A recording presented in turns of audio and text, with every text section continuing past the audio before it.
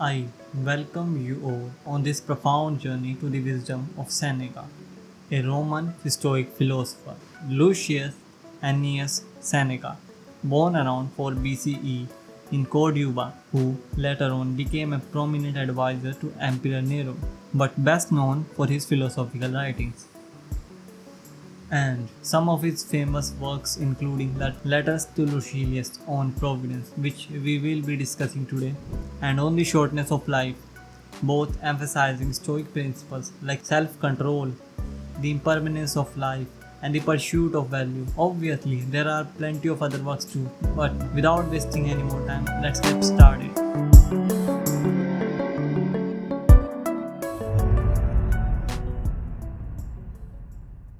On Providence is one of the letters from Seneca that were sent to Lucilius, in which Seneca begins by encountering Lucilius's question that if the world is governed by Providence, then why is it still the case that good men suffer from many misfortunes? This question alone has puzzled philosophers and thinkers throughout the ages, and Seneca's response to this is both profound and enlightening.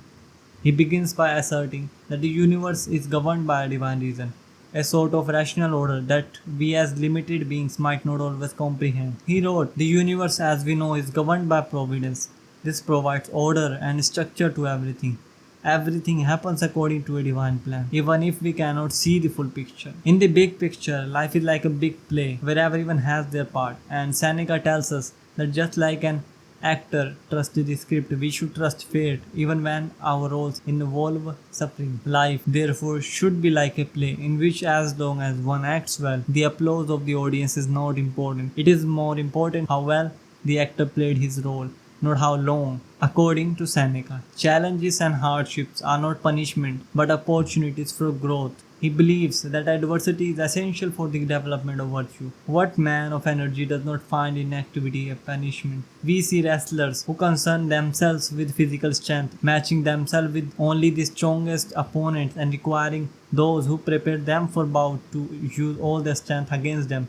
They expose themselves to blows and hurts, and if they do not find one man to match them, they take on several at a time. Consider Seneca's powerful words. Excellence withers without an adversary. This profound statement captures the essence of Stoic philosophy. We grow stronger, more resilient, and wiser through struggles. Seneca explains, gods, like wise parents, let us face hardship to help build our character. Seneca contrasts the nurturing love of a mother with the disciplined guidance of a father. For how life's trial are guided by a divine reason. He says, "Do you not see how differently fathers and mothers show their love? The father orders his children to be roused early to pursue their studies, not allowing them to idle even on a holiday, and wrings from them sweat and sometimes tears. But the mother wants to cherish them in her embrace and keep them out of the sun's glare, and wishes them never to know sadness, never to shed tears, never to toil. It is a father's heart that God shows to good man. He loves them in a manly way and says, let them know the pain of toil, of suffering, of loss, so that they may acquire true strength." This metaphor beautifully captures the Stoic perspective on suffering as a kind of tough love from the divine. Through adversity, he says, we are tested and strengthened, and Seneca also compares this process to the refining of gold. No one, when he sees some little child being trained to bend and straighten his arms with weights, or to bend his back and strengthen his shoulders, complains of the harshness of the training. The effort is in his own interest. We see this concept echoed throughout the natural world. Just as fire refines gold, adversity refines our character, burning away impurities and leaving behind a core of virtue. This process of growth through struggle is essential to the Stoic way of life. Yet Seneca acknowledges the perplexing nature of providence. He addresses the common question: if the universe is rational and governed by divine reason, then why is there apparent injustice? To this, he responds by reminding us that our limited perspective prevents us from seeing the grand design. We suffer because we are unable to see the bigger picture. We see only a small part